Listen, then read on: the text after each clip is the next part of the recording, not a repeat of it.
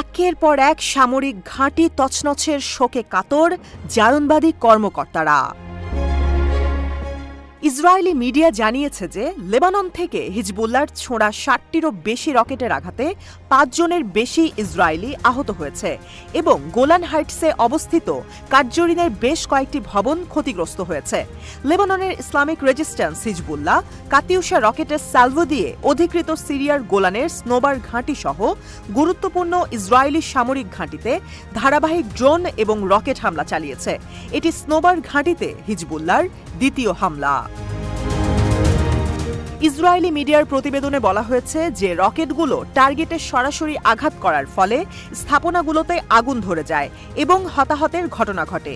ওদিকে রকেট হামলার ফলে অধিকৃত গোলান হাইটস জুড়ে বারবার সাইরেন বাজতে থাকে। ইসরায়েলি মিডিয়া ও এজেন্সিগুলো থেকে প্রাপ্ত সূত্রের বরাত দিয়ে গণমাধ্যম আল মায়াদিনের প্রতিবেদন বলছে যে সরকারি ইসরায়েলি রেডিও জানিয়েছে রকেট হামলার পর ইসরায়েলি সামরিক বাহিনী গোলানে একাধিক রাস্তা এবং প্রবেশপথ বন্ধ করে দিয়েছে।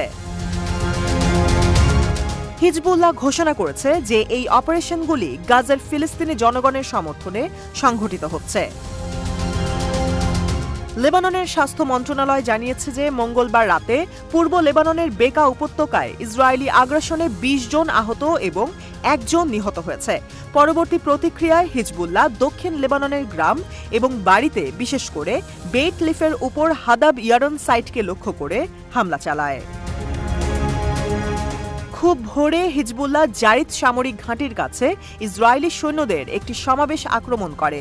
হিজবুল্লাহর এই হামলাগুলো লেবানিজ ফিলিস্তিন সীমান্তে ১২ জন ইসরায়েলি সেনা দ্বারা পরিচালিত একটি হামলার প্রত্যুত্তর হিসেবে বিবেচনা করা যায়।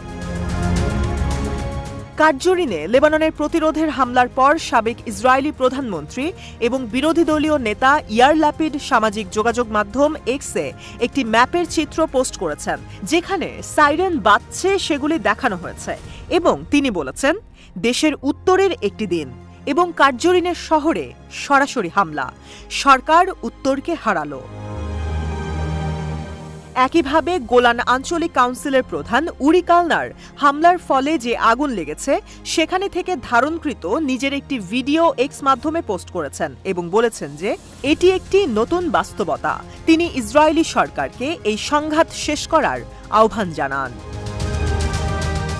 উত্তর ইসরায়েলের বসতি স্থাপনকারীরা গেল ১০ মাস ধরেই তাদের অসন্তোষ প্রকাশ করে আসছে, কারণ ইসরায়েলি সরকার উত্তরের বসতিগুলিতে হিজবুল্লাহর সরাসরি হামলা প্রতিরোধ করতে অক্ষম।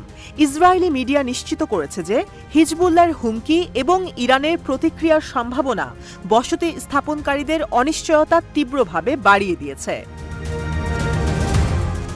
এদিকে ইসরায়েলি দৈনিক পত্রিকা ইয়েদিওত আহরনোত বেশ পর্যবেক্ষণ সাপেক্ষে একটি রিপোর্ট করেছে যেখানে তারা বলছে যে হিজবুল্লাহ প্রকৃতপক্ষেই আঘাত হানবে এবং শুধুমাত্র মোক্ষম সময়ের জন্য অপেক্ষা করছে। সংবাদপত্রটি আরও জোর দিয়ে বলছে যে গাজায় ইসরায়েলিদের ভাগ্য বসতি স্থাপনকারীদের বসতি ত্যাগ করতে বাধ্য করা ছাড়াও ইসরায়েল নিশ্চিতভাবেই একটি গভীর উদ্বেগজনক পরিস্থিতির দিকে এগিয়ে যাচ্ছে। প্রতিবেদনে জোর দিয়ে বলা হয় যে দুর্যোগের চেয়েও খারাপ জিনিস হল দুর্যোগ আগমনের ভয়। কখন, কিভাবে এবং কি তীব্রতার সাথে এটি আসবে তা ঘিরে অনিশ্চয়তা। ইসরায়েলি দৈনিক সংবাদ মাধ্যমের প্রতিবেদনটি আরও নিশ্চিত করেছে যে গত বৃহস্পতিবারের মন্ত্রিসভার বৈঠকে সিনিয়র নিরাপত্তা কর্মকর্তা সতর্ক করে দিয়েছিলেন যে ইরান বা হিজবুল্লাহর প্রতিশোধ ক্ষেপণাস্ত্র এবং ড্রোন হামলার মধ্যে সীমাবদ্ধ নাও থাকতে পারে। ইসরায়েলি মন্ত্রীবর্গ, নেসেট সদস্য, সিনিয়র সামরিক কর্মকর্তা, এমনকি মোসাদ এবং শিনবেটের প্রাক্তন কর্মকর্তারাও পরিণত হতে পারে হিজবুল্লাহর টার্গেটে।